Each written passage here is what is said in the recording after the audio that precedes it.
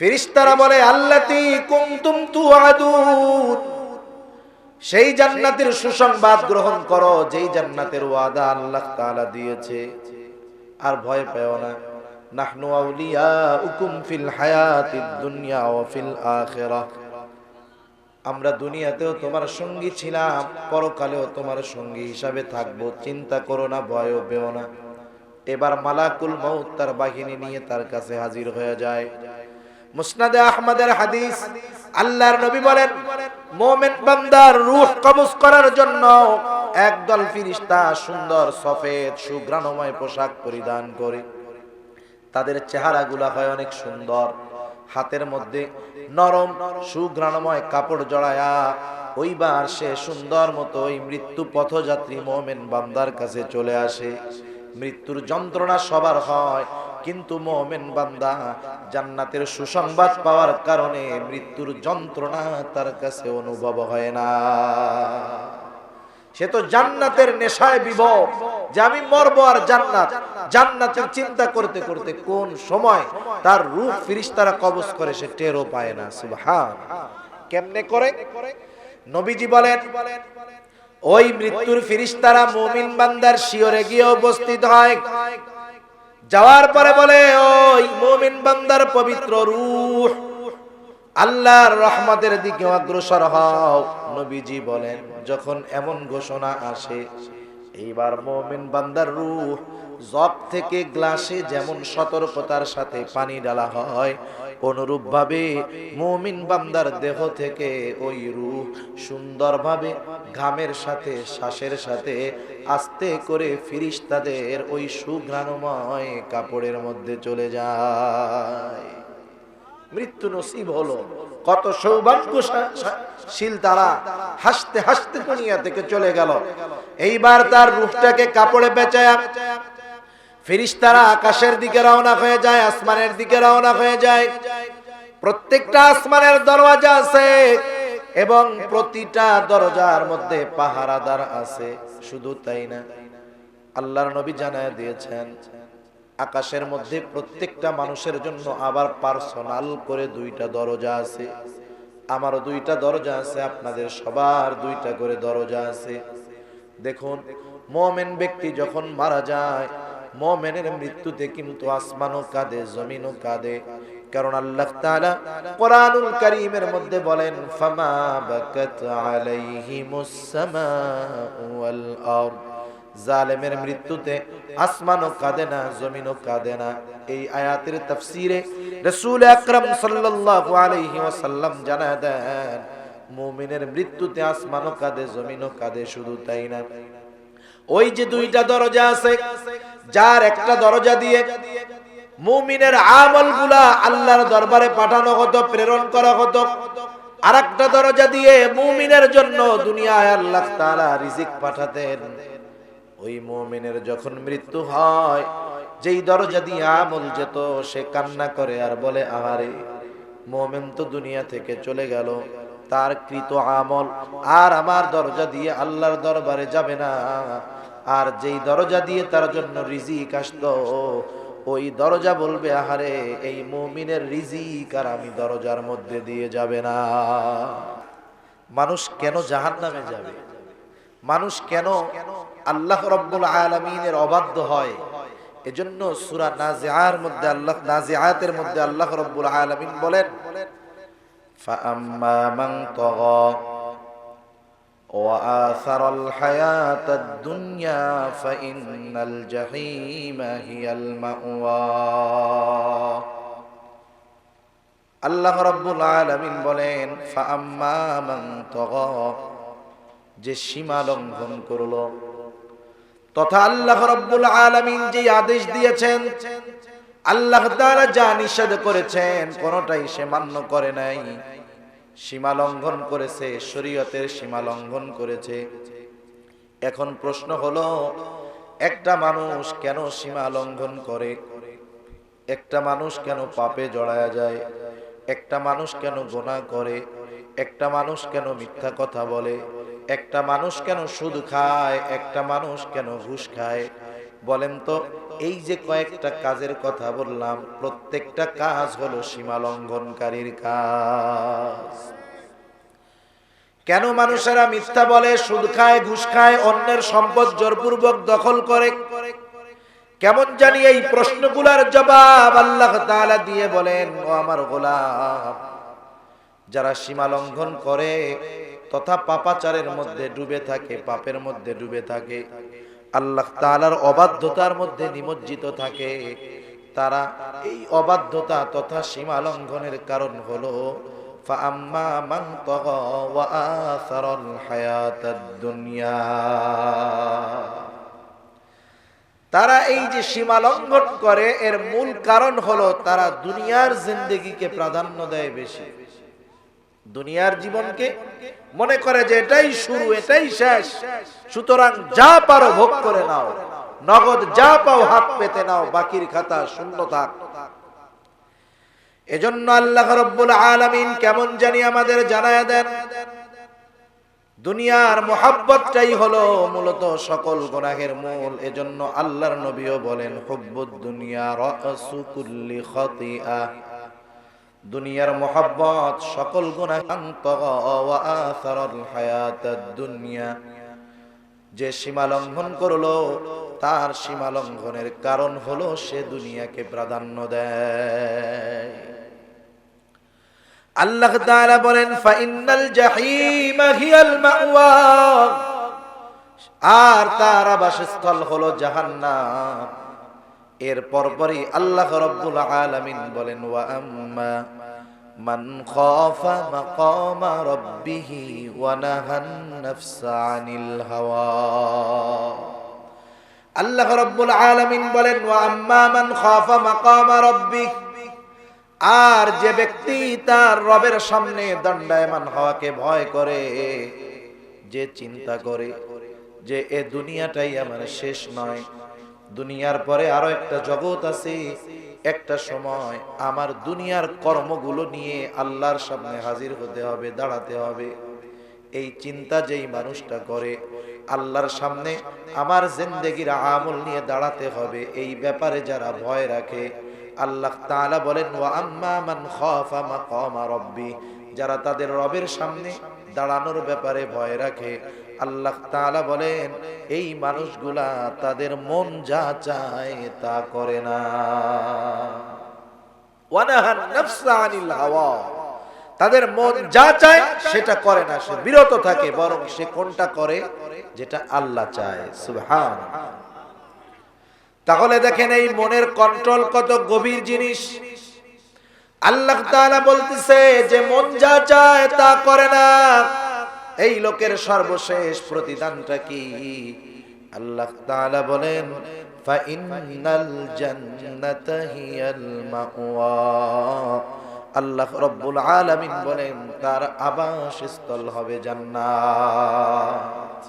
আল্লাহ তাআলা আমাদের সবাইকে জান্নাতের বাসিন্দা হিসাবে কবুল করুক। জবান খুলে বলি আমিন। তাহলে দুনিয়ার জিন্দেগিতে মন যা চায় তা করা যাবে না। দুনিয়ার জিন্দেগিতে প্রতিটা ক্ষণে ক্ষণে আমাকে মৃত্যুর কথা স্মরণ করতে হবে। আমি যদি প্রতিটা ক্ষণে ক্ষণে মৃত্যুর কথা স্মরণ করি, তাহলে আমার জিন্দেগি সুন্দর একটা জিন্দেগি হয়ে যাবে, গুনাহমুক্ত জিন্দেগি হয়ে যাবে। দেখুন মউত কোন সময় কার চলে আসে বলা যায় না। অনেক সময় তো আমরা মনে করি অনেক সময় যে কিছু বিপদ থেকে আমাদেরকে কিছু জিনিস বাঁচাতে পারে, এমনটা মনে করি। যেমন মনে করি আগুন ধরলে পানির দরকার, পানি থাকলে হয়তো ওই লোকটা আগুন থেকে বেঁচে যাইত। কিন্তু আমাদের সামনে অল্প কয়েকদিন আগে জ্বলন্ত প্রমাণ আমাদের সামনে পাওয়া গেল। বড় লঞ্চের মধ্যে আগুন ধরে গেল, চতুর্দিকে পানি, ওই পানি তার আগুন থেকে বাঁচানোর কারণ হতে পারে নাই, বরং ওই পানিও অনেকের মরণের কারণ হয়ে গেছে। তাহলে দেখুন প্রতিটা পদে পদে যদি আমি আপনি মরার কথা স্মরণ করতাম, আমার জীবনটা গুনাহমুক্ত জীবন হয়ে যেত। আমি যদি সর্ব অবস্থায় চিন্তা করতাম আমার মরণটা যদি সুন্দর হয়, আমার পরকাল হয়ে যাবে সুন্দর, আসলে আমাদের অবস্থা হলো, যখন নিকটাত্মীয় কেউ মারা যায়, কাছের কেউ মারা যায়, বন্ধু কেউ মারা যায়, তার মৃত্যু শোকে কয়েকদিন আমি চিন্তিত থাকি, বিভোর থাকি। আবার কয়েকটা দিন পর আমাদের অবস্থা যেই সেই। কিন্তু আমার বন্ধু, আমার আত্মীয় মারা যাওয়ার পর আমার মনের অবস্থাটা যেমন ছিল, ওই অবস্থা যদি আমার সর্বদা থাকতো, আমার জিন্দেগি হয়ে যেত আল্লাহর ওলির জিন্দেগি। সেজন্য মৃত্যু এটা জটিল এক জিনিস, কারণ এই মৃত্যুর মাধ্যমে আমি চূড়ান্ত সফলতা অথবা বিফলতার পথিক হয়ে যাব।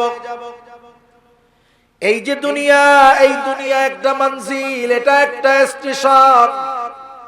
এই দুনিয়াটা কিন্তু আমার সর্বশেষ মঞ্জিল অথবা সর্বশেষ স্টেশন নয়।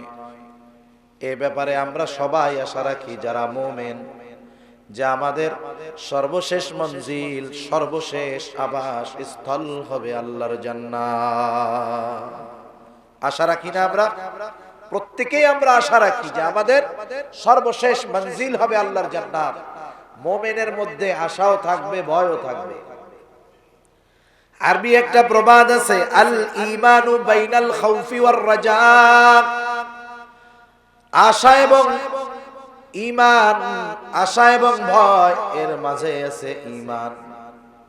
আল ঈমান বাইনাল খাউফি ওয়ার রাজা, আশা এবং ভীতির মধ্যেই হলো ঈমান। খলিফাতুল মুসলিমিন হযরত ওমর রাদিয়াল্লাহু তাআলা তিনি বলতেন, আমি তো আল্লাহ তাআলার কাছে এই ব্যাপারে এমন আশা রাখি, যদি আল্লাহ রাব্বুল আলামিন তাম দুনিয়ার মানুষকে ধরাশায়ী করেন, জাহান্নামে দিয়ে দেন, একজন মানুষ হবে জান্নাতি। আমি ওমর আল্লাহ তাআলার কাছে এই ব্যাপারে আশা রাখি, ওই একজন মানুষ যে জান্নাতি, আমি হব সেই ওমর। এতটা আশা আমি রাখি। আশা এবং ভয়ের মাঝে ঈমান। এবার হযরত ওমর রাদিয়াল্লাহু তাআলা আনহু বলেন, আমি আমার ব্যাপারে যেমন আশা রাখি, ভীতিটাও এরকমই রাখি। আমি তো মনে করি তামাম দুনিয়ার সব মানুষ যদি নাজাত পেয়ে যায়, আর একজন মানুষ যদি জাহান্নামী হয়, আমার তো ভয় হয় না জানি ওই একটি মাত্র ব্যক্তি হয়ে যাব আমি ওমর। এতটা আশা এবং এতটা ভয় নিয়ে তারা দুনিয়ার মধ্যে চলেছেন।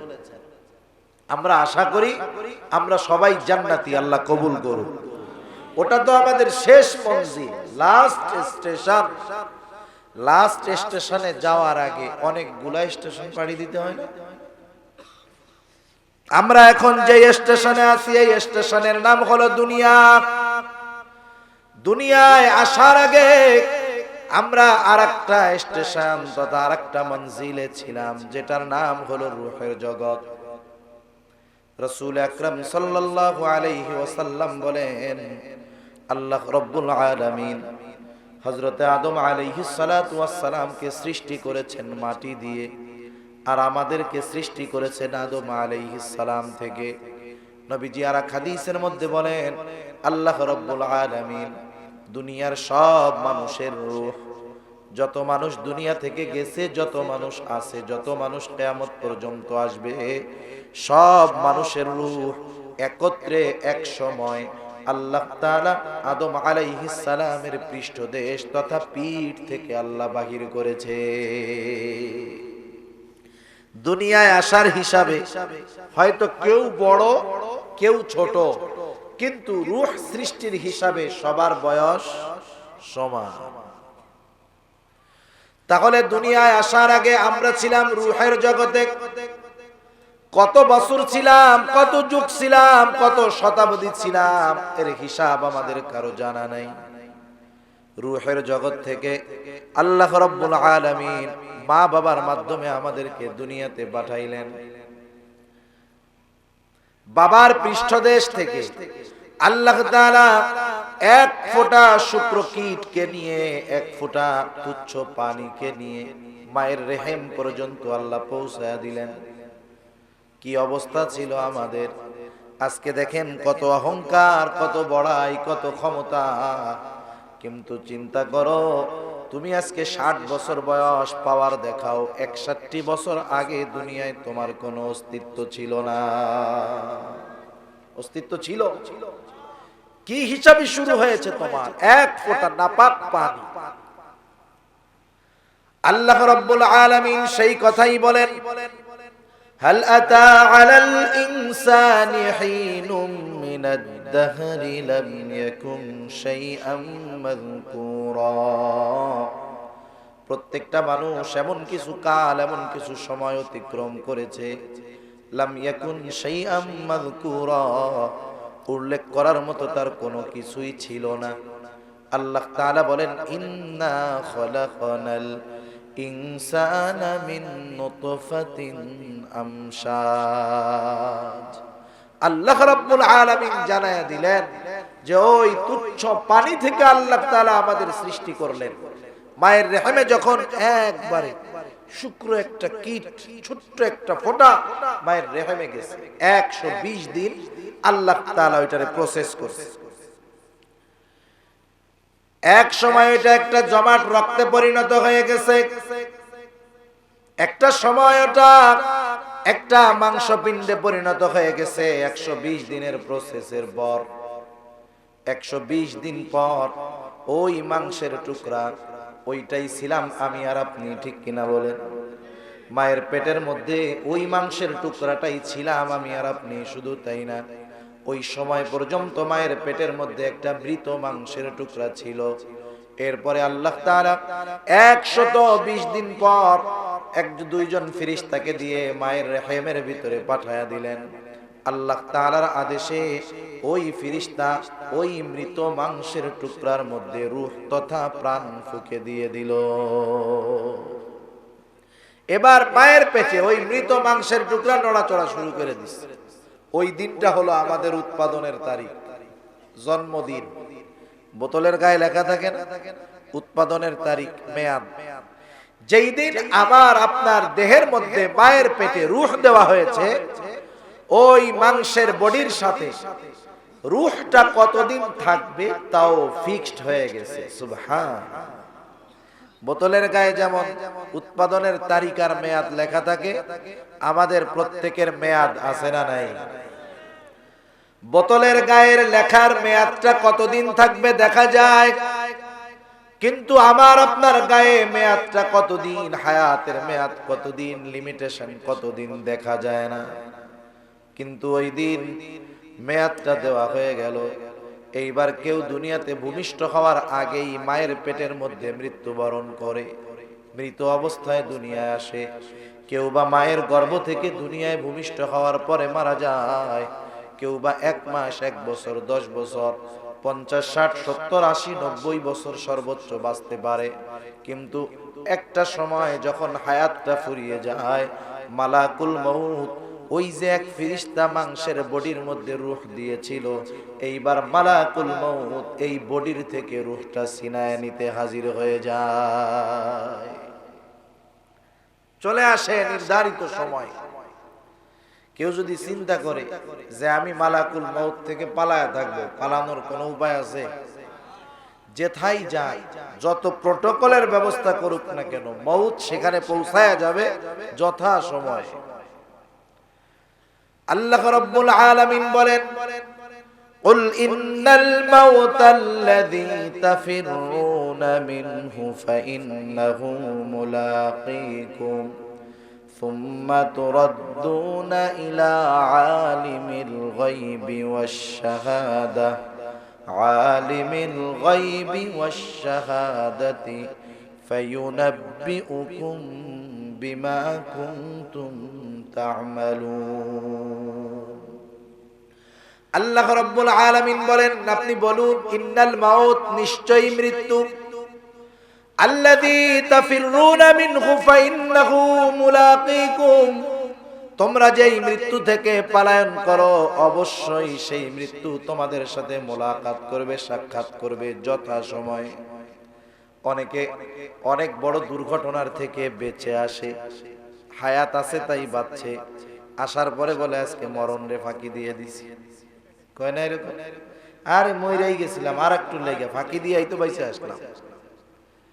আল্লাহ রাব্বুল আলামিন বলেন, যেই মরণ থেকে পালাও সেই মরণ অবশ্যই তোমার সাথে যথা সময়ে মোলাকাত করবে।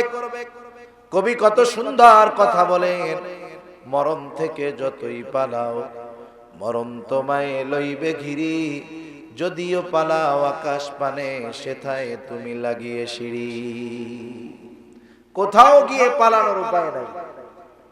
আল্লাহ তাআলা বলেন, আইনামা তাকুনু ইউদরিকুমুল মাউত ওয়ালাউ কুনতুম ফি বুরুজিম মুশাইয়াদা।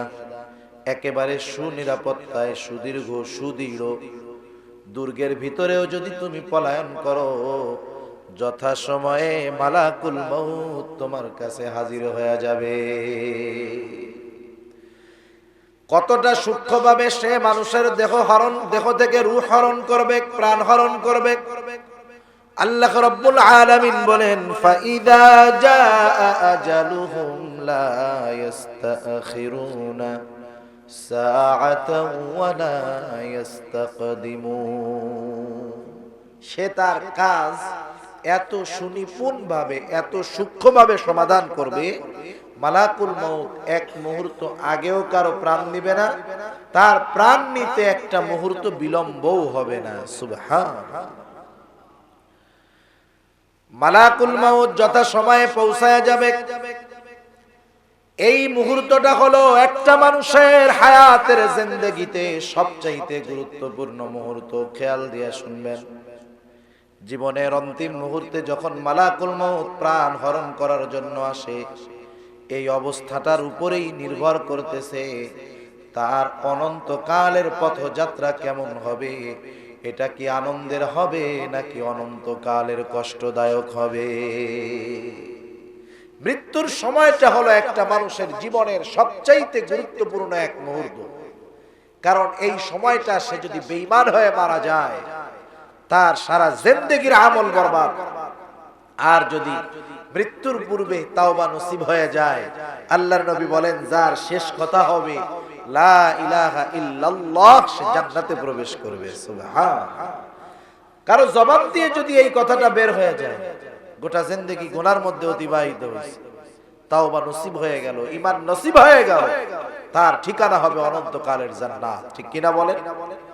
এজন্য মৃত্যুর সময়টা মোস্ট ইম্পর্টেন্ট একটা সময়। এজন্য দেখবেন দুনিয়াতে যেই মানুষগুলা নেক কাজ করে, ভালো কাজ করে, মানুষরে ঠকায় না, মিথ্যা বলে না, হারাম খায় না, এই ধরনের মানুষগুলা যখন বুড়া হয়, দাড়ি পাকে, চুল পাকে, এরা দুনিয়ার চিন্তা করে না। এদের সাথে কথা বলবেন, লাস্টে যদি জিজ্ঞাসা করেন, চাচা, দাদা, বুড়া তো হয়ে গেছে, এখন আর মনে কি চায়, দেখবেন এই মানুষগুলা তখন বলে, এখন আর কিছু আশা নাই, এখন একটা মাত্র আশা, ঈমানের সাথে জানি দুনিয়া থেকে যেতে পারি। ঠিক কিনা বলেন? ঈমানের সাথে দুনিয়া থেকে যাওয়া কত গুরুত্বপূর্ণ একটা ব্যাপার। নেককার বান্দারা সর্বদা চিন্তিত থাকে। রাসূল আকরাম সাল্লাল্লাহু আলাইহি ওয়াসাল্লাম, মুসনাদে আহমদের লম্বা একটা হাদিস, নবীজি ওই হাদিসের মধ্যে কোন ব্যক্তির মরণের সময় কেমন অবস্থা হবে লম্বা ভাবে আল্লাহর নবী সুন্দরভাবে আমাদেরকে জানায় দিয়েছেন। মুমিনের মৃত্যু কিভাবে হবে, আর যেই ব্যক্তি বদকার, গুনাহগার, পাপাচার, তার মৃত্যুর অবস্থাটা কেমন হবে। মুমিন বান্দা তো তার ঈমান নিয়ে মৃত্যুর ব্যাপারে চিন্তিত, বারবার দুআর মধ্যে আল্লাহর কাছে বলে, আল্লাহ, সর্বশেষ একটাই চাওয়া, আয় আল্লাহ, আমার ঈমানের সাথে যেন আমার মরণটা হয়, একটাই চাওয়া। আল্লাহ রব্বুল আলামিনের গোলামি লোকটা সারা জিন্দেগি করলো। একটা মিসাল দিলে বুঝতে সহজ হবে। মনে করেন যেই মানুষগুলা সরকারি চাকরি করে, একজনের 18 বছর বয়সে বাংলাদেশ সেনাবাহিনীতে চাকরি হলো, সর্বোচ্চ মেয়াদ হলো সরকারি চাকরির 62 বছর বয়স পর্যন্ত। একটা মানুষ যদি 18 বছর বয়সে চাকরিতে ঢুকে, 62 বছর বয়স পর্যন্ত চাকরিতে থাকে, তাহলে এই লোকটা তার জিন্দেগির সবচাইতে গুরুত্বপূর্ণ সময়টা বাংলাদেশ গভর্নমেন্টকে দিয়ে দিল। একেবারে যৌবনের প্রারম্ভ থেকে বার্ধক্যের শেষ পর্যন্ত গোটা জীবন যৌবন শক্তি সামর্থ্য মেধা জ্ঞান যা আছে সব সরকারে দিয়ে দিয়েছে, ঠিক না? সরকার মাস শেষে তাকে একটা বেতন দিয়েছে। এখন ৬২ বছর বয়সে ওই লোকটার যখন চাকরি শেষ হয়ে যাবে, ওই লোকটা আইসা দুনিয়ার অন্য কোনো কাজ কাম করতে পারবে না। কারণ 18 বছর থেকে এক ধরনের কাজ করতে করতে করতে তার কাছে বাইরের জীবনটা একটা বোরিং লাইফ মনে হবে, উল্টাপাল্টা মনে হবে।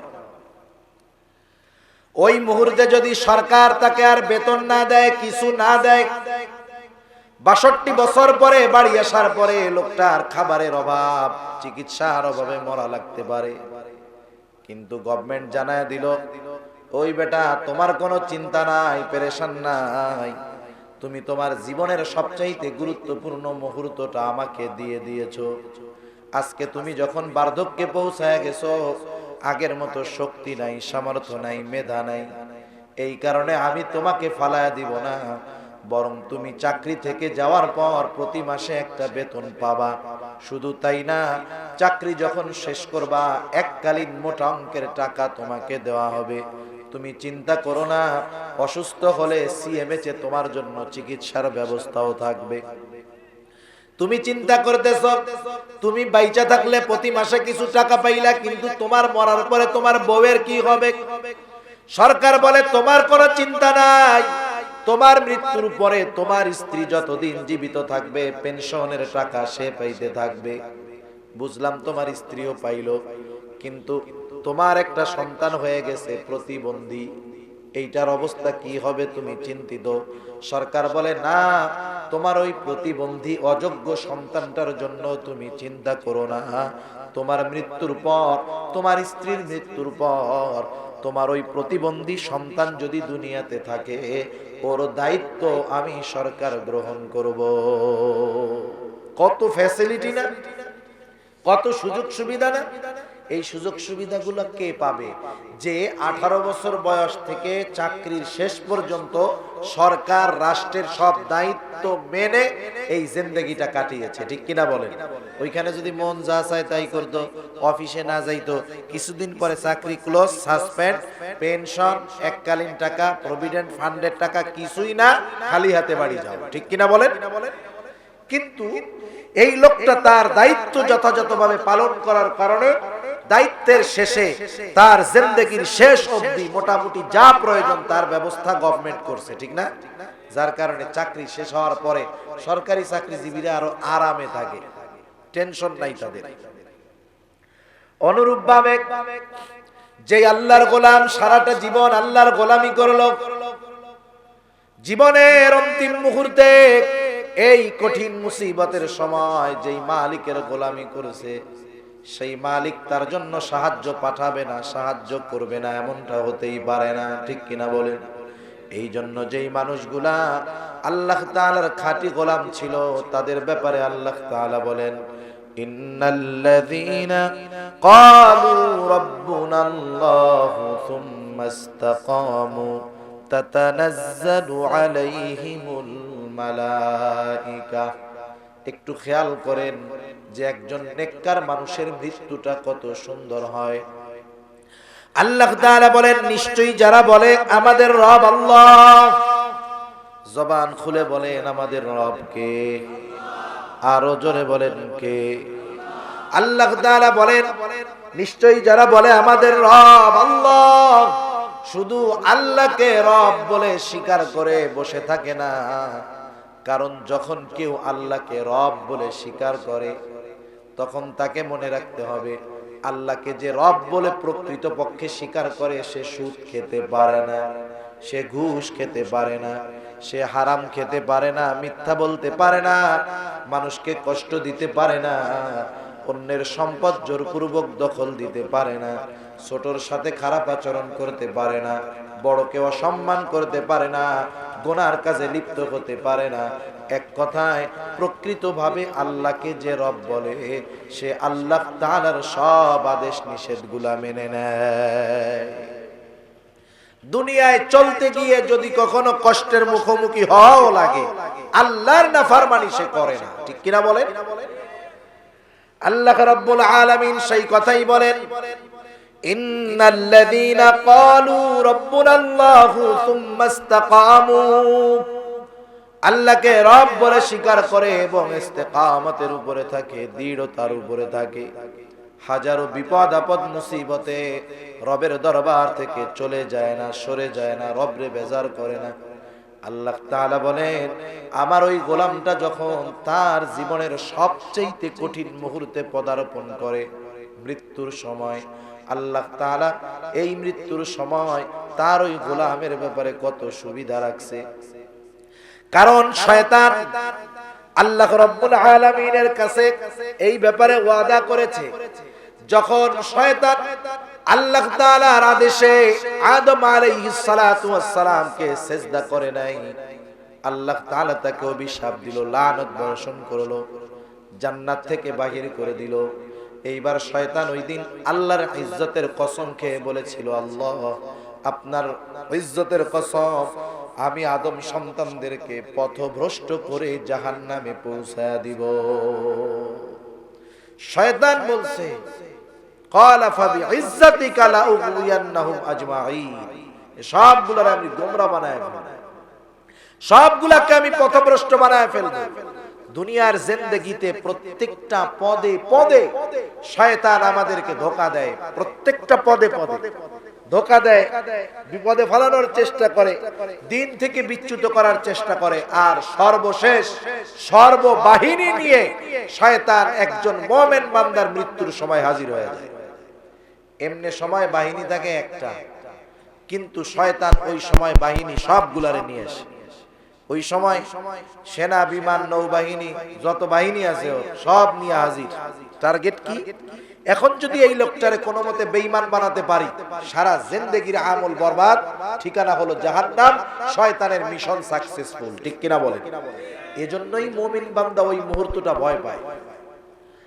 আর আল্লাহ রাব্বুল আলামিন জানায় দেন, মুমিন চিন্তা করো না, শয়তান তার বাহিনী নিয়ে আসবে, আর আমি আল্লাহর বাহিনী শয়তানের বাহিনীর চাইতে দুর্বল না।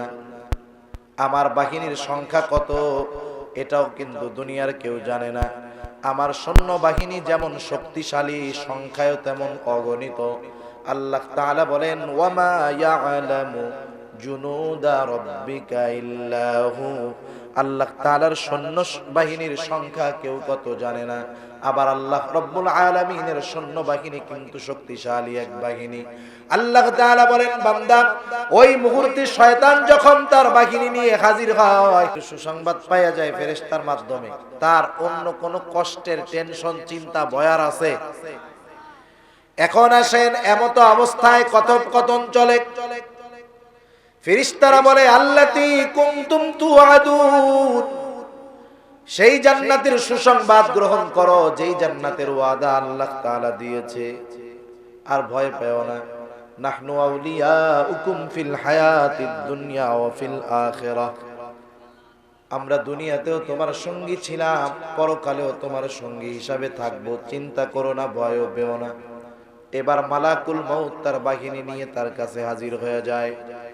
মুসনাদে আহমদের হাদিস, আল্লাহর নবী বলেন, মুমিন বান্দার রূহ কবজ করার জন্য একদল ফেরেশতা সুন্দর সফেদ সুঘ্রাণময় পোশাক পরিধান করে, তাদের চেহারাগুলো হয় অনেক সুন্দর, হাতের মধ্যে নরম সুঘ্রাণময় কাপড় জড়ায়া ওইবার সে সুন্দর মতো ওই মৃত্যু পথযাত্রী মুমিন বান্দার কাছে চলে আসে।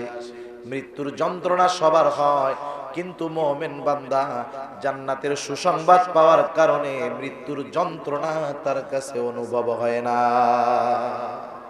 সে তো জান্নাতের নেশায় বিভোর, যে আমি মরবো আর জান্নাত, জান্নাতের চিন্তা করতে করতে কোন সময় তার রূহ ফেরেশতারা কবজ করে সে টেরও পায় না। সুবহান। কেমনে করে?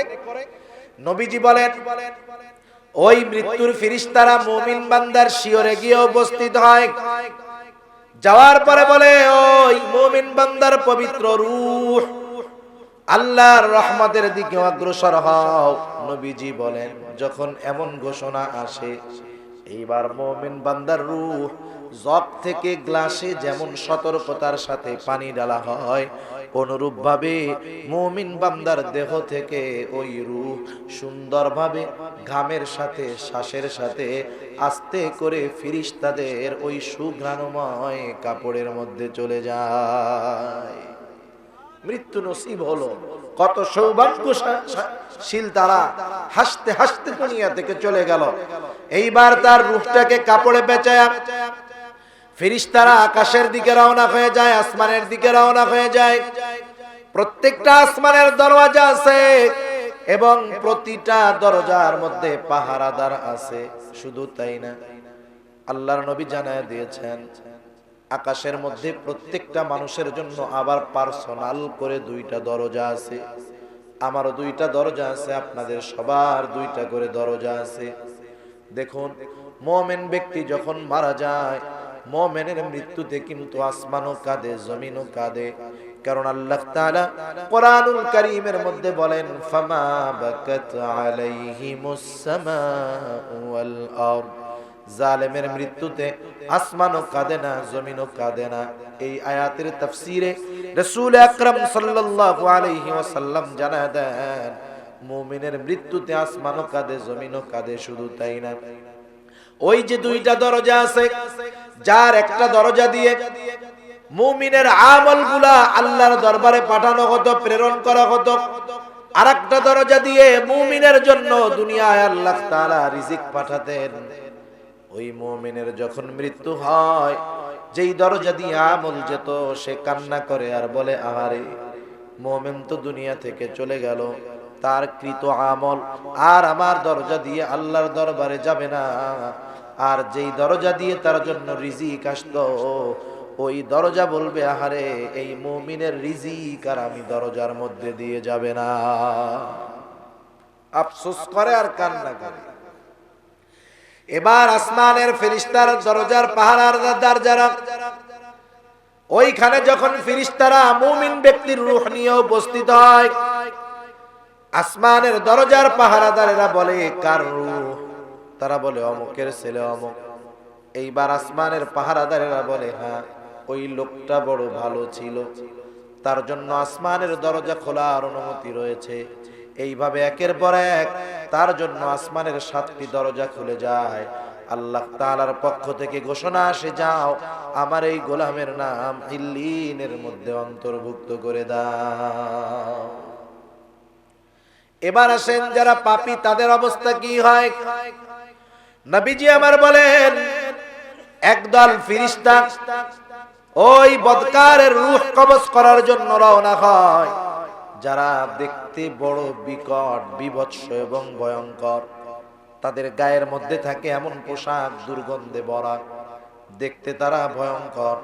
শুধু তাই না, হাতের মধ্যে দুর্গন্ধযুক্ত একটি সালার চট নিয়ে তারা ওই নাফরমান ব্যক্তির শিয়রে উপস্থিত হয়ে যায়। এবার নাফরমানরে যায় বলে, এই পাপিষ্ঠ ব্যক্তির রূহ আল্লাহর গজবের দিকে ধাবিত হয়। এই কথাটা যখন রূহ শুনতে পায়, এইবার রূহ আসতে চায় না, গোটা দেহের মধ্যে ছুটাছুটি করে, লাফালাফি করে, মনে হয় সব ছিঁড়ে ফেললো, ভেঙে ফেললো। বিকট আওয়াজ করে, চোখ দুটা কেমন জানি কোটর থেকে বাইর হতে যেতে যায়। ভয়ঙ্কর এক পরিস্থিতির সৃষ্টি হয়ে যায়, কারণ রূহ দেহ থেকে বের হতে চায় না। এইবার ওই ফেরেশতারা জোর করে ওই বদকারের দেহ থেকে রূহটাকে আলাদা বানায় ফেলে। কত কষ্ট হয়, কত কষ্ট হয়, এটা বোঝানোর উপায় নাই। কিন্তু নবীজি বলেন, গরম শিক থেকে যখন গোশতকে টেনে বের করা হয়, ওইভাবে জোর করে টেনে বের করে। তুলার গাদির মধ্যে যদি বাবরা কাটার ডাল ঢুকায় দেওয়া হয়, পেঁচায় টান দিলে যেমন জোর করে বের করা হয়, অনুরূপ ভাবে ওই বদকারের দেহ থেকে রূহটাকে টেনে বের করা হয়। শুধু তাই না, একটা জীবিত ছাগলের চামড়া যদি ছিলে ফেলা হয়, ওই ছাগলের যত কষ্ট হবে, একজন বদকারের মৃত্যুর সময় তার চাইতে বেশি কষ্ট হয়। এখন শুনতেছেন না, যন্ত্র আবিষ্কার করতেছে, 1 মিনিটে মৃত্যু হবে, কোনো যন্ত্রণা হবে না। আমার কথা হইল, যন্ত্রণা যে হবে না, এইটা মরার পরে কে কইল? একজনের তো বলতে হবে যে আমি ওই মেশিনে মরছিলাম, আমার একটু কষ্ট হয়নি, খুব আরাম লাগছে। এখন বলেন এইরকম বলার লোকটাকে আমার একটু তারে জানতে, তাকে একটু দেখতে মন চায়। একটা জিনিস বানাইয়া দুনিয়ার মানুষের চোখ ওয়াশ করে দিল, মেধা ওয়াশ করে দিল, যে মেশিনের মধ্যে গেলে মরার কোনো কষ্ট হয় না। এটা পুরা ভাউতাবাজি আর বাটপারি। প্রত্যেকটা মানুষের প্রাণ হরণের সময় কষ্ট হবেই হবে, ঠিক কিনা বলেন, কম আর বেশি। এবার ওই গন্ধযুক্ত সালার মধ্যে মুড়াইয়া বদকারের রূহ নিয়ে যাওয়া হবে। প্রথম আসমানের দরজার কাছে যখন যাওয়া হবে, ফেরেশতারা বলবে কার রূহ? অমুকের ছেলে অমুক। বলে না না, তার জন্য দরজা খোলার অনুমতি নাই, সে তো একজন বদকার, দুনিয়ার মধ্যে আল্লাহর নাফরমানি করেছে। আল্লাহর পক্ষ থেকে ঘোষণা হবে, আমার এই গোলামের নাম তোমরা সিজ্জিনের মধ্যে অন্তর্ভুক্ত করে দাও। নবীজি বলেন প্রত্যেকটা মানুষের এই প্রাণ যখন হরণ হবে, এরপরে যখন তারে গোসল টোসল করায়া কাফন টাফন পরায়া কবরস্থ করা হবে, মানুষেরা কাফন দাফন কমপ্লিট করে যাওয়ার অল্প মুহূর্ত পরেই কবরের মধ্যে তাকে 3টা প্রশ্ন করা হবে। মনে রাখতে হবে, মৃত্যুর পর থেকে নিয়ে ইয়াউমুল হাসর, যেই দিন সব মানুষকে পুনরায় আবার একত্রিত করা হবে, ওই দিন পর্যন্ত, মৃত্যুর পর থেকে নিয়ে ওই দিন পর্যন্ত সময়টাকে বলা হয় আলমে বরজখ, লোকচক্ষুর অন্তরালে একটা জগৎ, যেই জগতের কোনো কিছু দুনিয়াবাসী দেখতে পারে না। দেখতে পারে না বিধায় অবিশ্বাস করার কোনো সুযোগ আছে? কারণ আমরা তো আল্লাহকে না দেখে ঈমান এনেছি, ফেরেশতাদেরকে না দেখে তাদের উপরে ঈমান এনেছি, একজন নবীরেও দেখি নাই, ঈমান এনেছি। সবগুলা কিতাবের উপরে ঈমান এনেছি, শুধুমাত্র কোরআন দেখছি, বাকিগুলা দেখি নাই। মৃত্যু পরবর্তীকালীন আখিরাতের জগৎ কি হবে দেখি নাই, বিশ্বাস করি। তাকদীরের ভালো মন্দ আল্লাহর তরফ থেকে হয়, কিন্তু দেখি না, তবে বিশ্বাস করি কি করি না বলেন? এগুলা হলো ঈমানের ভিত্তি। একটার মধ্যে যদি কারো সংশয় থাকে, তাহলে তার ঈমানে সমস্যা আছে। এত কিছু না দেখে বিশ্বাস করলাম, মৃত্যু পরবর্তীকালীন সময় এক জগৎ, আল্লাহ তাআলা ওইখানে এগুলা করবেন, অবিশ্বাসের কোনো সুযোগ আছে? আমরা হয়তো দেখি না। এবার ওই প্রত্যেকটা ব্যক্তির কবরের মধ্যে 2জন ফেরেশতা এসে 3টা প্রশ্ন করে। কয়টা প্রশ্ন? এই 3টা প্রশ্ন মোটামুটি সবার জানা। বুঝতে হবে, যেই পরীক্ষার প্রশ্ন প্রকাশ করা হয় না, ওই পরীক্ষাটা মূলত সহজ পরীক্ষা। কিন্তু যেই পরীক্ষার প্রশ্ন আগেই ফাঁস করে দেওয়া হয়, জানায় দেওয়া হয়, বুঝতে হবে ওই পরীক্ষার উত্তর জায়গা মতো গিয়ে দেওয়া বড় কঠিন। কারণ কবরের 3 প্রশ্নের জবাব মুখস্থ করে গেলে হবে না। কেউ যদি এই চিন্তা করে, মরার আগে ওসিয়ত করে যে হুজুররা তো ওয়াজ করছে যে 3 প্রশ্নের জবাব দিতে পারলে কবর তো জান্নাতের বাগান, তো পোলা পান্দ্রে ওসিয়ত করে গেল যে কাম করিস, মরার সময় খাতার মধ্যে প্রশ্ন সহ উত্তরগুলো লেখা দিস। ওরা আইসা প্রশ্ন করলে বলবো যে ধর এই যে ভাই উত্তর, যা, কাজ হবে? জোরে বলেন, কাজ হবে? কিছু প্রশ্নের উত্তর আছে যেটা লেখার মাধ্যমে, বলার মাধ্যমে দিলেই হয়, আর কিছু প্রশ্নের উত্তর আছে যেটা লেখা পড়া বলার মধ্যে নয়, বরং আমলের মাধ্যমে জবাব দিতে হবে। কবরের প্রথম প্রশ্ন হলো মার রব্বুক। আমরা সবাই জানি আমাদের রবকে, কিন্তু জায়গা মতো গিয়ে এই প্রশ্নের জবাব দেওয়া তার জন্য কঠিন হয়ে যাবে, যে রবের আদেশ নিষেধ মানে নাই, যে রবের হুকুম আহকাম গুলা মানে নাই। কিন্তু যেই লোকটা রবের আদেশ নিষেধ মেনে জীবনকে অতিবাহিত করেছে, রবের আদেশ নিষেধ মেনে দুনিয়া থেকে বিদায় নিয়েছে, এই লোকটা যদি এই প্রশ্ন করা হবে নাও জানে, কবরে যাওয়ার পর তাকে যদি প্রশ্ন করা হয় তোমার রবকে, ওই আল্লাহর বান্দা জবাব দিয়ে দিবে আমার রব হলো আল্লাহ। কারণ সে গোটা জিন্দেগি আল্লাহর গোলামি করছে। যে যার গোলামি করছে তারে চিনবে না বলেন? এরপরে দ্বিতীয় প্রশ্ন বলবে ওয়ামা দীনুক, তোমার দিন কি? বলেন তো আমাদের দ্বীনের নাম কি? দিন অর্থ কি বলেন তো? বলবে হুজুর এখন তো রাত, এই রাত গেলেই যেটা আসবে ওইটাই দিন।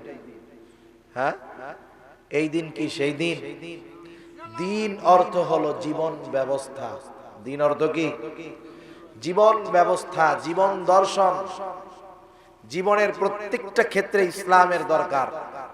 জীবন ব্যবস্থা ইসলাম মানে আমার ব্যক্তিগত জীবনে ইসলাম আছে না নাই, আমার রাষ্ট্রীয় জীবনে ইসলাম আছে কিনা, আমার পারিবারিক জীবনে ইসলাম আছে কিনা, আমার রাজনৈতিক জীবনে ইসলাম আছে কিনা, আমার অর্থনৈতিক জীবনে ইসলাম আছে কিনা, আমার গোটা জিন্দেগি ইসলামের আলোকে পরিচালিত হয়েছে কিনা। ইসলাম হলো আমার জীবন দর্শন, আমার জীবন ব্যবস্থা। সুবহানাল্লাহ।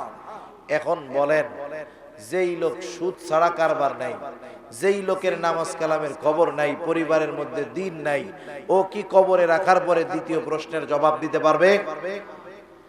তাহলে যে গোটা জিন্দেগি ইসলামের আলোকে সাজিয়েছে, ওকে যখন প্রশ্ন করবে ওয়ামা দীনু, অর্থাৎ তুমি দুনিয়াতে কোন মতাদর্শের উপরে জীবন চালিয়েছো, ও বলবে আমার জীবন দর্শন ছিল ইসলাম। এবার তৃতীয় প্রশ্ন করা হবে, আল্লাহর নবীকে দেখায় বলা হবে মা হাযার রাজুলুল্লাযী বুইসা ফীকুম, এই যে লোকটা তোমাদের কাছে প্রেরণ করা হয়েছিল তার নাম কি? এই লোকটাকে সহজ জবাব আমরা জানি, তিনি হবেন মুহাম্মাদুর রাসূলুল্লাহ। এটা শুধু জানার মধ্যে সীমাবদ্ধ থাকলে হবে না, যেই লোকটা রাসূলের সিরাত, রাসূলের আদর্শ, রাসূলের সুরাত তথা রাসূলের সুন্নাতের অনুসরণ করেছে, কেবলমাত্র ওই ব্যক্তি জবাব দিতে পারবে যে ইনি হলেন আমার নবী মুহাম্মাদুর রাসূলুল্লাহ। তাহলে বলেন, এই তিন প্রশ্নের জবাব লেখা পড়ার সাথে না আমলের সাথে? আর যেই ব্যক্তি কবরের মধ্যে রাখার পর বদকার, ওরেও তিন প্রশ্ন করবে, বলবে মার রাব্বুক ওয়া মা দীনুক মা হাযার রাজুলুল্লাযী বুইসা ফীকুম। তিন প্রশ্নের একই জবাব, লা আদ্রি, আমি কিছুই জানি না। এইবার মুমিন ব্যক্তি প্রশ্নের জবাব দিল, বলেন তো পাস না ফেল? পাস করলে সুসংবাদ নাকি দুঃসংবাদ? আল্লাহর পক্ষ থেকে ঘোষণা আসবে, আমার বান্দা সত্য বলেছে, সত্য বলেছে। ফাফরিশুহু মিনাল জান্নাহ ওয়ালবিসুহু মিনাল জান্নাহ ওয়াফতাহু লাহু বাবান ইলাল জান্নাহ। আল্লাহর পক্ষ থেকে ঘোষণা আসবে, আমার বান্দা সত্য বলেছে, তাকে জান্নাত থেকে একটা জান্নাতি পোশাক এনে পরায় দাও, তার কবরের মধ্যে জান্নাতের বিছানা বিছায়া দাও, তার কবরের সাথে জান্নাতের সাথে একটা জানালা সেট করে দাও। ঘর বানাইছে মনে করে, জানালা দক্ষিণ পাশ খোলা, কিন্তু জানালা দেয় নাই। এই লোকটারে বোকা বলবেন না আপনারা? মিয়া, গরমের দিন জানালা দিবেন দক্ষিণ পাশে, ফুরফুর বাতাস আসবে, কি আরাম, ফ্যান লাগবে না, কিচ্ছু লাগবে না, জান্নাতি আবহাওয়া কবরে ঢুকতে থাকবে। বিভিন্ন হাদিসে বিভিন্ন রকম আসছে, এক একজনের জন্য এক এক রকম হতে পারে, অস্বাভাবিক না। আরেক হাদিসের মধ্যে আসছে, আল্লাহর নবী বলেন, মুমিন বান্দার কবরকে এত প্রশস্ত করে দেওয়া হবে, তার দৃষ্টি সীমা যত দূর যায় এত দূর পর্যন্ত প্রশস্ত করে দেওয়া হবে।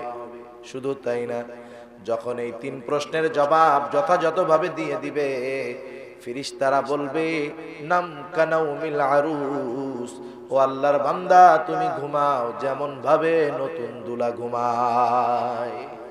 নতুন জামাই যখন তার শ্বশুর বাড়ি আসে, সে যখন ঘুমায়, তারে যদি কেউ ডিস্টার্ব করতে চায়, ডাকতে চায়, দেখতে চায়, শাশুড়ি কি কয়, এই ঘুমাইছে না, এখন ডিস্টার্ব করো না, পরে আসো, ঠিক কিনা বলেন? নতুন দুলার মতো ঘুমাও, তোমারে কেউ ডিস্টার্ব করবে না। আবার কি হয়, আরেক হাদিসের মধ্যে আল্লাহর নবী বলেন, কবরের সফর তো বড় লম্বা এক সফর, একা একা সফর করা বড় কষ্টের। আপনি যদি কক্সবাজার থেকে ঢাকা যাইতে যান, আপনি সফরে একা, বাসের সিটে বসলেন, পাশে কে আপনি চিনেন না, বাপসাপ দিকে হিরঞ্চি গাঞ্জুটি মনে হয়।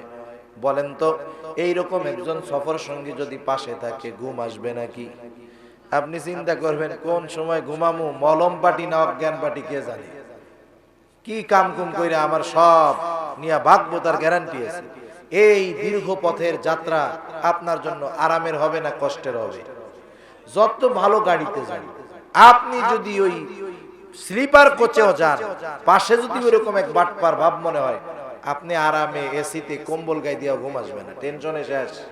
ব্যাগ নিছেন বড় একটা, বাথরুম চাপ দিছে, বাথরুমের মধ্যে আপনি ব্যাগ সহ যাইতে পারবেন না, ছোট বাথরুম, আপনার বাথরুম বন্ধ হয়ে যাবে। সফরটা পুরো কষ্টের হবে।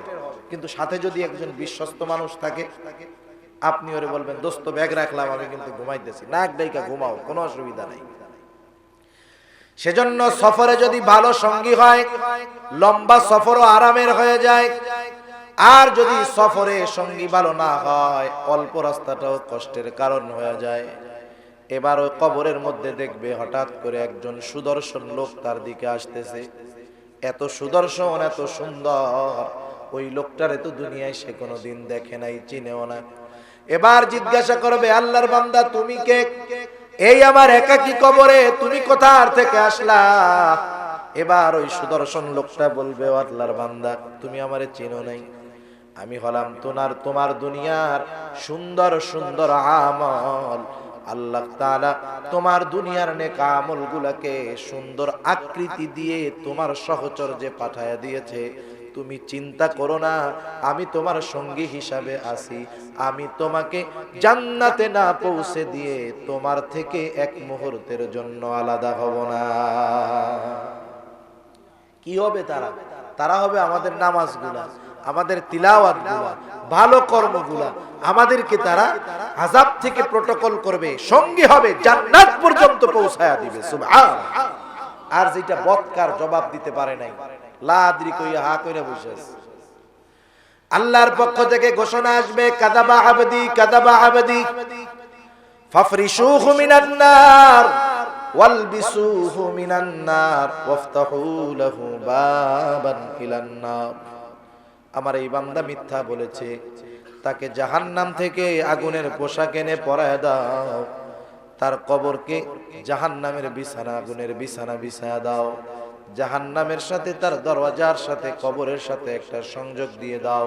শুধু তাই না, দুই পাশের মাটি তার কবর এত সংকীর্ণ হবে, এত চাপ দিবে যে এক পাজরের হাড় অপর পাজরের মধ্যে ঢুকে যাবে। আলমে বারজাখে বিভিন্ন অপরাধের বিভিন্ন শাস্তি রয়েছে। নবীজি বলেন, কবরের মধ্যে এমন অবস্থা তার হবে, বিশাল বড় হাতুড়ি নিয়ে একজন অন্ধ বধির ফেরেশতা আছে কবরের মধ্যে। এটা এক প্রকারের শাস্তি, বহু প্রকারের শাস্তি আছে। ওই ফেরেশতা বিশাল হাতুড়ি নিয়ে তাকে আঘাত করবে, এক আঘাতে 70 হাত মাটির নিচে চলে যাবে, আবার তাকে তোলা হবে। এত বিকট চিৎকার করবে, দুনিয়ার মানুষ এবং জিন ছাড়া অন্যান্য মাখলুক ওই কবরের যারা আযাব হচ্ছে তার চিৎকারের আওয়াজ শুনতে পাবে। খেয়াল করে দেখবেন, হয়তো অনেকে যেসব এলাকায় কবরস্থান আছে, কবরস্থানগুলো স্বাভাবিক লতা ঘাস পাতা এগুলা বেশি দাগে। অনেকে ওই আশেপাশে গরু বাঁধা রাখে, কবরস্থানের মধ্যে গরু ছাগল বাঁধা ঠিক না, অনেকে বাঁধে। আমি খেয়াল করছি, আমার অভিজ্ঞতার আলোকে বলতেছি, আমি দেখছি কবরস্থানের মধ্যে ওই জায়গায় ঘাস টাস আছে, মূর্খ মানুষ বুঝে না, গরু ছাগল বাঁধা রাখছে খাওয়ানোর লেগে। যেখানে গরু ছাগল খাবার পায়, ও যদি ওর মন মতো সবুজ ঘাস মাস পায়, ও গরু আর ওই জায়গা থেকে নড়ে না, ওর কোনো টেনশন নাই, ও দিনভর খালি খাবে আর মানে ওই দাঁত দিয়া খালি খাইতে থাকবে, আস্তে আস্তে ও নড়াচড়া করবে না। কিন্তু এত সুন্দর লতা গুল্ম ঘাস কবরস্থানের মধ্যে মাঝে মধ্যে দেখা যায়, বিনা কারণে গরু ছাগল ছুটাছুটি করতেছে, ওইখানে সে থাকতে চায় না। যদি কারো চোখে পড়ে থাকে দেখে থাকবেন, এটা আমি একবার না দুইবার না অনেকবার দেখছি। অথচ ওই গরুটারে মালিক নিয়ে আর এক জায়গায় বাইদা দিল, ও সুন্দর মতো খাইতেছে। কারণ কি?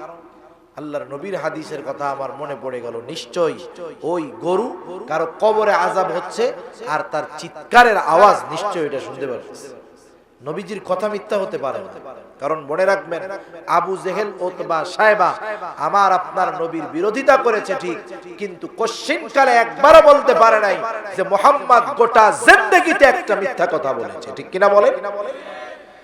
সেজন্য দেখেন অবস্থা কি হবে, তার কবর সংকীর্ণ হয়ে যাবে, সাপ বিচ্ছুর ঘর হবে, বিভিন্ন রকমের আযাব হবে, কবরটা তার হয়ে যাবে একটা জাহান্নামের গর্তের মতো। এমনিতেই তো কষ্ট, হঠাৎ করে দেখবে এমন একজন ব্যক্তি তার দিকে আসতেছে, তার চেহারা দেখে তার অবস্থা আরো খারাপ হয়ে যাবে, একেবারে নিকৃষ্ট, ভয়ানক, অসহ্যকর চেহারার এক ব্যক্তি তার দিকে আসতেছে, তার নিকটে আসবে। এবার ওই পাপী বলবে, কে হে তুমি আগন্তুক? এমনিতেই তো আমি প্রচন্ড কষ্টের মধ্যে আছি, তোমার উপস্থিতি আমার কষ্টটা আরো বাড়ায় দিয়েছে, সরে যাও। এইবার ওই লোকটা বলবে, তুমি কি আমাকে চিনতে পারো না? আমি তো তোমার দুনিয়ার সেই খারাপ কর্মগুলো, তোমার দুনিয়ার সেই পাপ, তোমার অপরাধ, তোমার সুদ, তোমার ঘুষ, তোমার জেনা, তোমার ব্যভিচার, তোমার মিথ্যা, তোমার এই কুকর্মগুলাকে আল্লাহ তাআলা খারাপ সুরত দিয়া আমারে পাঠায় দিছে তোমার কাছে। তুমি যতই বিরক্ত হও, আমি তোমার থেকে এক মুহূর্তের জন্য আলাদা হব না, যতক্ষণ না আমি তোমাকে জাহান্নাম পর্যন্ত পৌঁছায়া দে। আমি জাহান্নামে পৌঁছিয়ে তোমার থেকে আলাদা হব, এর আগে এক মুহূর্তের জন্য আলাদা হব। এ তো কবর জগৎ শুরু হয়ে যাবে। কবর হবে কারো জন্য জান্নাতের বাগান, কারো জন্য হবে জাহান্নামের একটা গর্ত। ঠিক কিনা বলেন? সেজন্য ভাইরে আমার, রাসূল আকরাম সাল্লাল্লাহু আলাইহি ওয়াসাল্লামের সাহাবী হযরতে উসমান রাদিয়াল্লাহু তাআলা, হযরতে উসমান রাদিয়াল্লাহু তাআলা আন জান্নাতের সুসংবাদ প্রাপ্ত একজন সাহাবী। শুধু তাই নয়, আল্লাহর নবী তার দুইজন কলিজার টুকরা কন্যা হযরত উসমান রাদিয়াল্লাহু তাআলা আনহুর সাথে বিবাহ দিয়েছেন। কত মহব্বত করতেন হযরত উসমানকে। হযরত উসমান রাদিয়াল্লাহু তাআলা প্রথম স্ত্রী মারা যাওয়ার পরে নবীজি আরেকটা কন্যা বিবাহ দিলেন, সেও মারা গেল। নবীজি বলেন, উসমান, আমার তো আর অবিবাহিত কোনো কন্যা নাই, আমার আল্লাহ যদি আরো একটা কন্যা আমাকে দিতেন, সেই কন্যাটাও আমি তোমার সাথে বিবাহ দিয়ে দিতাম। কত সৌভাগ্যের ব্যাপার! জান্নাতের সুসংবাদ প্রাপ্ত একজন সাহাবী। শুধু তাই না, হযরতে উসমান রাদিয়াল্লাহু তাআলা আনহুর একটা ঘটনা শুনে আমি আলোচনা শেষ করে দিব। হযরতে উসমান রাদিয়াল্লাহু তাআলা আনহুর ব্যাপারে নবীজির কেমন ঘোষণা ছিল। সাহাবারা যখন মক্কা থেকে মদিনায় হিজরত করে গেলেন, মদিনায় যাওয়ার পর ওইখানে কয়েকটা কূপ ছিল, কয়েকটা কূপ। পানি খনন করার পরে এইবার কিছু কিছু টিউবওয়েলে পানি ওঠে ভালো, কিছুগুলা ওঠে মন্দ, খাওয়াই যায় না, আছে না নাই? ওই রকম কিছু কূপের পানি হতো অতি লবণাক্ত, পানের অযোগ্য। আবার কিছু কুয়ার পানি হতো মিষ্টি, কিন্তু যেই কুয়াটা মুসলমানদের কাছে ছিল সেই কুয়ার পানি ছিল অতি লবণাক্ত, পান করতে পারতো না। আরেকটা কুয়া ছিল, সেই কুয়ার পানি ছিল বড় মিষ্টি, কিন্তু ওই কুয়ার মালিক একজন ইহুদি, মুসলমানদেরকে সে পানি দেয় না, পান করতে পারে না। পানি মুসলমানদের কষ্টের কারণ হয়ে গেল। নবীজির কাছে খবর গেল, ইয়া রাসূলুল্লাহ, আমরা তো পান করার জন্য পানি পাই না, ইহুদি তার কুয়াটাকে আবদ্ধ করে রাখছে, মুসলমানদের পানি দেয় না। নবীজি ঘোষণা করলেন, তোমাদের মধ্যে কে আছো ওই ইহুদির কাছ থেকে কুয়াটা কিনে মুসলমানদের পানির কষ্ট দূর করে দিতে পারবা? আরে আল্লাহর নবী তো মুখ দিয়ে কোনো কথা বলেন কিনা, এই জন্য কানটাকে খাড়া করে রাখতো সাহাবায়ে কেরাম। নবীজি বলার সাথে সাথে ওই কাজের জন্য যদি জীবন দেওয়া লাগতো, সাহাবারা তার জন্য প্রস্তুত হয়ে যেত। তারা হলো দুনিয়ার সর্বশ্রেষ্ঠ আশিকে রাসূল। ঠিক কিনা বলেন? তারা আমাগো মতো মিছিলও দেয় নাই, সাইনবোর্ডও টানায় নাই, মুখ দিয়া বইলাও বেড়ায় নাই, কিন্তু তারা উপাধিবিহীন এই দুনিয়ার নিচে সবচাইতে শ্রেষ্ঠ আশিকে রাসূল হলো সাহাবায়ে। নবীজি এই কথা বলছে যার যেমন অ্যাবিলিটি আছে চলে গেছে ইয়ার কাছে, ইহুদির কাছে। যদি মাল একটা হয়, কাস্টমার 50 জন হয়, এমনিই দেখবেন ওই 10 টাকার মাল ও 200 টাকা বানায় বসে থাকবে, ঠিক না? এরকম করে না আমাদের এলাকায়? সব জায়গায় এরকম।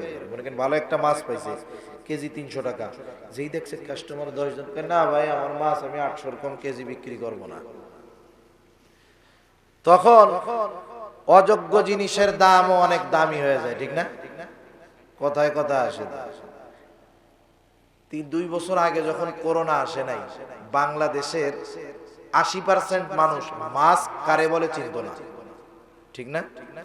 ডাক্তারের দোকানে দোকানে এরকম মাস্কের বান্ডিল থাকতো, বিক্রি হইতো না, ওইগুলা ইন্দুরে কাইটা শেষ করতো, এরপরে ওইটি ফালাই দিত ডাক্তার। ফার্মেসির দোকানে যেই করোনা আসলো, করোনার আগেই ওই মাস্কের লিগ্যাল দাম ছিল 2 টাকা। কয় টাকা? 2 টাকা। কিন্তু মাশাআল্লাহ যেই করোনা আসছে, মাস্কের বয়ান শুনতে শুনতে, পাবলিক শুনতে শুনতে মাস্ক মাস্ক মাস্ক এত জিকির করে আল্লাহর নামে এতবার নেয় নাই। এই ওই যে যেই মাস্কের বান্ডিল এক কোনায় পড়ে থাকতো, ইন্দুরে খাইতো, ওই বান্ডিল বাইর কইরা এক বান্ডিল যেই টাকা দিয়ে কিন্তু এক পিস মাস্ক সেই দামে বিক্রি করছে, ঠিক কিনা বলে? কত পাবলিক কিনছে? এখনো তো 5 টাকার কমে পাওয়া যায় না, অথচ মূল দাম ছিল 2 টাকা। তাহলে দেখেন, যখন কোন জিনিসের চাহিদা আসে, একবারে নাম্বার ছাড়া জিনিসেরও কি হয়ে যায়? ভ্যালু হয়ে যায়, দাম হয়ে যায়। ইহুদি যখন বুঝতে পারলো এক একজন তার্কিক, অপর দিক দিয়ে ইহুদির কাছে খবর চলে গেছে মুসলমানদের নবী এই কথাটা বলছে। ইহুদি চিন্তা করছে কাম তো সারা, 10 টাকার মাল 10,000 বিক্রয় করব। এক একজন যায়, তার অ্যাবিলিটি আছে 10,000 টাকা, যায় বলে ইহুদি কুয়াটা বেচবা কিনা। মনে রাখবেন প্রত্যেকটা জিনিসের একটা বাজার দর আছে না নাই? সবাই তো বাজার দর জানে। সাহাবারা চিন্তা করেছে বাজার দর যদি 100 দিনার হয়, নাইলে 200 দিনার নিবে। কিন্তু যেই যায় ফেরত চলে আসে, দাম চায় 100 গুণ বেশি, কেউ কিনতে পারে নাই। হযরত ওসমান রাদিয়াল্লাহু তাআলা আনহুর কাছে খবর গেল আল্লাহর নবী এমন কথা বলছে। ইহুদির কাছে চলে গেল হযরত ওসমান রাদিয়াল্লাহু তাআলা আন। যাওয়ার পরে বলে, ইহুদি কুয়া বেচবা নাকি? বলে হ্যাঁ বেচবো। কত চাও? ইহুদি যত চাও তত দিব। এইবার ইহুদি যে দাম চাইলো সেই দাম পরিশোধ করে হযরত ওসমান কুয়াটা খরিদ করলেন, মুসলমানদের জন্য কুয়া উন্মুক্ত করে দিলেন। সব মুহাজির আনসার সাহাবাদের পানির কষ্ট দূর হয়ে গেছে। নবীজির কাছে খবর গেল, ইয়া রাসূলুল্লাহ, মুসলমানদের পানির আর কোনো কষ্ট নাই। কেমনে হইল ব্যবস্থা? নবীজির কাছে তারা বলল, ইয়া রাসূলুল্লাহ, আপনার জামাতা ওসমান ইহুদির কাছ থেকে বহু গুণ দামে কুয়াটা কিনে মুসলমানদের জন্য ওপেন করে দিয়েছে, তার মালিকানায় রাখে নাই। নবীজি তখন উপস্থিত সাহাবাদের মজলিসের মধ্যে বলতেছে, ও সাহাবীরা শোনো, উসমান তো ইহুদির কাছ থেকে কুয়া কিনে নাই, উসমান এই কুয়া কেনার মাধ্যমে আল্লাহ তাআলার কাছ থেকে আল্লাহর জান্নাত কিনে নিয়েছে। বিশ্বনবীর ঘোষণা সব সাহাবাদের সামনে। হযরত ওসমান রাদিয়াল্লাহু তাআলা আনহুর ব্যাপারে, এই ওসমান রাদিয়াল্লাহু তাআলা আন যখন কবর দেখতেন, কবরের পাশে যাইতেন, কান্না করতেন, চোখ পান দিয়ে পানি পড়তো, দাড়িটা ভিজে যেত। মানুষেরা বলতো, ওসমান তুমি এত কেন কান্না করো কবর দেখে? নবীজি তো তোমার ব্যাপারে এমন ঘোষণা দিয়েছে, তাছাড়াও তুমি জান্নাতের সুসংবাদ প্রাপ্ত 10 জনের একজন। ওসমান বলতো, আমার ভাই, নবীজি আমার জান্নাতের ব্যাপারে গ্যারান্টি দিয়েছেন ঠিক, কিন্তু এই কবরে আমার সাথে কেমন আচরণ করা হবে এই কথা তো আমার নবী আমাকে বলে নাই। তাহলে দেখেন, এই প্রথম ঘাটি কবরের ব্যাপারে তারা কত চিন্তিত। কিন্তু আফসোস আমাদের, আফসোস আমাদের, আফসোস আমাদেরকে যখন কবরে রাখা হয়, কবরে রাখার সময় আমাদের এলাকায় যেই দোয়াটা পড়ে সেটার নাম হলো বিসমিল্লাহি ওয়া আলা মিল্লাতি রাসূলিল্লাহ। আপনাদের এলাকায় তো এটা পড়ে, ঠিক না? এই কথার তাৎপর্যটা কি? এটা একটা দোয়া না শুধু। এই কথার তাৎপর্য হলো ওই মুর্দাকে কবরে রাখার সময় আল্লাহর কাছে বলা হয়, আল্লাহ এই যেই ব্যক্তিকে এখন কবরস্থ করা হলো, এই লোকটা মৃত্যু পরবর্তীকালীন জিন্দেগি রাসূলের আদর্শের উপরে ছিল, মিল্লাতি রাসূলিল্লাহ, রাসূলের মিল্লাত তথা রাসূলের আদর্শের উপরে ছিল। ওই অবস্থায় থাকা কালীন তার মৃত্যু হয়েছে এবং ওই অবস্থার উপরেই তাকে আমরা কবরস্থ করেছি। মৃত্যুর আগেও আল্লাহর রাসূলের আদর্শে ছিল, মরার সময় ছিল, ওই অবস্থায় তারে আমরা কবরে রাখতেছি। মনে কিছু করেন না, আমারে বদদোয়া দিয়েন না। ঠিকই এই দোয়া পড়ে যারে কবরে রাখছি, মরার দুদিন আগেও সুন্দর মতো শেভ করছে। এখন কোন মানুষ যখন কবরে রাখা হয় মুখটারে খুলে দেওয়া আসে না, খোলা হয় না মুখটা, মুখটা কিন্তু খুলে দেওয়া আসে লাস্টে। তার মানে ফেরেশতা আইসা সর্বপ্রথম দেখবে হলো তার কি ফেস। দোয়া পড়া রাখছি যে রাসূলের সুন্নাতের উপরে ওরে কবরে রাখলাম, রাসূলের সুন্নাত নাই, তাইলে আমরা এই দোয়া কবরে পড়ে রাখলাম মানে ওই বেটা মরার পরে ওর সাথে একটা বাটপারি করলাম। আমরা বাটপারি করছি না? ও তো সুন্নাতের উপরে নাই, চলে নাই, সুন্নাতের উপরে মরতে পারে নাই, আগেও সুন্নাত মানে নাই, নবীর আদর্শে চলে নাই। এখন কবরে রাখার সময় কি কইলাম, আল্লাহ এরা কিন্তু সুন্নতের উপরে ছিল, ওই অবস্থায় মরছে, একবারে সুন্নত বানাইয়াই ওরে কবরে পাঠাইছে। এই দোয়াটা তাহলে মিথ্যা দোয়া হয় না? যে সুন্নাতের উপরে থাকে নাই, সুন্নাতের উপরে নাই, তার ক্ষেত্রে যদি এই দোয়া পড়া হয় মিথ্যা বলা হয় না? তাহলে চিন্তা করেন, আমার ক্ষেত্রেও আপনার ক্ষেত্রেও পড়বে, যে নবীর সুন্নাত আদর্শের উপরে নাই তার ক্ষেত্রেও পড়বে।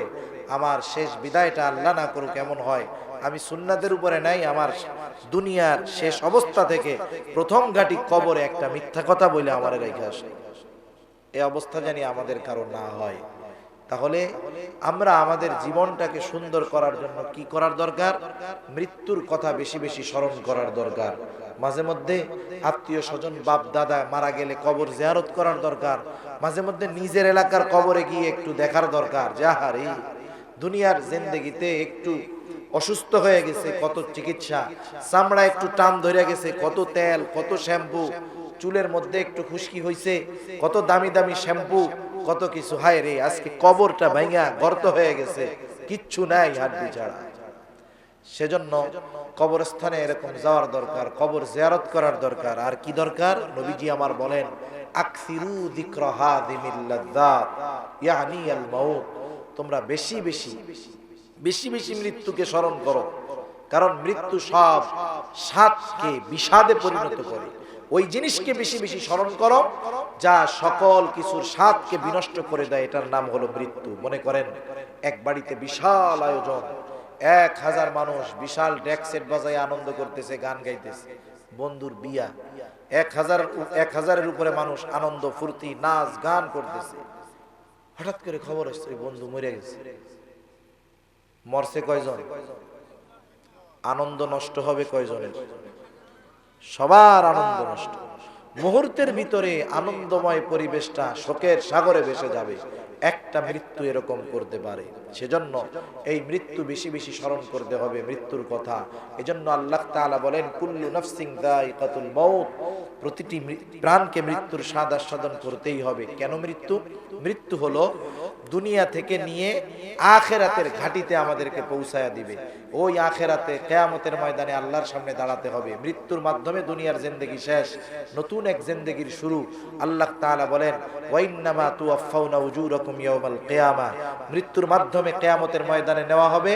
আর কিয়ামতের দিন দুনিয়াতে যে যেমন আমল করেছে সেই আমলের পরিপূর্ণ প্রতিদান দেওয়া হবে। সেই দিন পাশ করবে কে? গোল্ডেন এ প্লাস কে? সফল কে? আল্লাহ বলেন, ফামান যুহজিহা আনিন নার ওয়া উদখিলাল জান্নাতা ফাকাদ ফাজ, সেদিন যে জাহান্নাম থেকে বেঁচে জান্নাতে যাবে, আল্লাহ বলেন সে ফাজ, সে সফল, সে গোল্ডেন এ প্লাস পেয়ে গেল। এরপরে আল্লাহ তাআলা সূক্ষ্ম একটা কথা আমাদেরকে বলেন। আল্লাহ বলেন, ওমাল হায়াতুদ দুনিয়া ইল্লা মাতাউল গুরুর, এখন যে জান্নাতে যাবে সে তো পাশ হয়ে গেল, কিন্তু যারা জান্নাতে যাবে না ব্যর্থ হবে। কেন ব্যর্থ হবে? আল্লাহ ওই কারণ বর্ণনা করে বলেন যে শোনো, ওই যে দুনিয়ার জিন্দেগি যেটাকে তুমি খুব গুরুত্ব সহকারে নিয়েছিলে, দুনিয়ার কারণে সব অপরাধ অপকর্ম করেছো, অথচ ওই দুনিয়ার হায়াত কি? আল্লাহ বলেন আমাল হায়াতুদ দুনিয়া ইল্লা মাতাউল গুরুর। খুবই তুচ্ছ এক উপভোগের জায়গা, এক তুচ্ছ একটা জায়গা হলো এই দুনিয়া। অথচ এই দুনিয়ার মোহে পড়ে তুমি পরকালকে ভুলছো, মৃত্যুকে ভুলছো, আজকে জাহান্নামে তোমাকে যাওয়া লাগতেছে। সেজন্য আমরা দুনিয়ার জিন্দেগি সুন্দর হবে মৃত্যুর স্মরণের মাধ্যমে। বারবার আমরা মৃত্যুর কথা স্মরণ করব, তাহলে দেখবেন গুনার থেকে বাঁচা সহজ হবে। সে যুবক হোক, বুড়া হোক। আপনি ভিডিও দেখেন মোবাইলে, ওই লঞ্চ পড়ার ভিডিওটা মাঝে মাঝে দেখেন, তাইলে দেখবেন আর তোনাদের আওয়াজগুলো যখন কানের মধ্যে আসবে, হৃদয়টা নরম হবে। সেজন্য মৃত্যুর কথা স্মরণ করব, বেশি বেশি করা যাবে না ইনশাআল্লাহ। তাহলে আমাদের নৈতিক চরিত্র ভালো হবে, জবাবদিহিতামূলক জীবন জিন্দেগি গঠন হবে। আমার অপরাধ ফেরানোর জন্য আমার মা বাবার টেনশন করা লাগবে না। আমার মৃত্যুর স্মরণ দেখবেন এমনিই আমার জীবনকে সুন্দর বানায় দিবে। আর একটা কাজ, রাত্রে শোয়ার সময় জীবনের হিসাব নিকাশ করব। দোকানদার যখন রাত্রে দোকান বন্ধ করার আগে দেখবেন আদর্শ দোকানদার যে শাটার নামায়া আধা ঘন্টা সারাদিনের হিসাব নিকাশ করে, কয় টাকা বাকি গেল, কয় টাকার মাল কিনলাম, এগুলার হিসাব করার পরে সে বাহির করে যে আজকে আমার সেল এত টাকা বাকি, আমার এত টাকা লাভ আছে, ঠিক কিনা? এরকম ব্যবসায়ী কোনোদিন লস করে না, আদর্শ ব্যবসায়ী হয়। যেই মুমিন রাত্রে ঘুমানোর আগে তার সারা দিনের হিসাব করে যে আজকে আমি কয়টা ভালো কাজ করলাম, সকাল থেকে চোখটা বন্ধ করবেন বালিশের সাথে, এরপরে দিয়ে হিসাব করবেন কয়টা ভালো কাজ করছি, কয়টা মিথ্যা কাজ করছি। একবারে আপনি আপনার, আমি আমার জীবনের ওই দিনের সব ভালো কাজ মন্দ কাজ এই দুই পাশে রাখার পরে আমি একটু হিসাব মিলাম যে এই দুইটার পরে আমার বেশি কোনটা। যদি দেখি যে আমার গুনাহটা বেশি, আমি চিন্তা করবো যে হায় রে, এই অবস্থায় যদি আমার মরণ হয়, আমার গোটা জিন্দেগির পাপ যদি বেশি হয়, এই অবস্থায় যদি মরণ হয়, তাহলে কি হবে? আমারও তো ওই দোয়া পয়টা কবরে রেখে আসবে, কিন্তু আমার তো পরিণতি কি আমি বুঝতেছি। সেজন্য হয়তো তাওবা নসিব হতে পারে, জীবন পরিবর্তন হতে পারে। কারণ মনে রাখবেন, মানুষ সবচাইতে গুনার দিকে ধাবিত হয় একা একা যখন ঘুমাইতে যায় তখন। মোবাইল বেশি টিপে কোন সময় জানেন? যুবক সম্প্রদায়, যুবকরা মোবাইল বেশি টিপে বিছানায় শোয়ার পর। ওর বাপ ফজরের আজান দিলে ওঠে আর ও তখন মোবাইল বন্ধ করে ঘুমায়। হয়তো ব্যালেন্স শেষ, নাইলে চার্জ শেষ, নাইলে এখন আর বডিতে চলে না। সেজন্য রাতে ঘুমানোর আগে যদি এই চিন্তাটা করা হয় না, ওই মোবাইলের গুনাহ হবে না, ফজর কাজা হবে না, নামাজ ছুটবে না। আল্লাহ তাআলা আমাদের সবাইকে মৃত্যুর প্রস্তুতি নিয়ে ঈমানের সাথে দুনিয়া থেকে সুন্দরভাবে বিদায় নেওয়ার তৌফিক আল্লাহ দান করুক। সবাই বলি আমিন।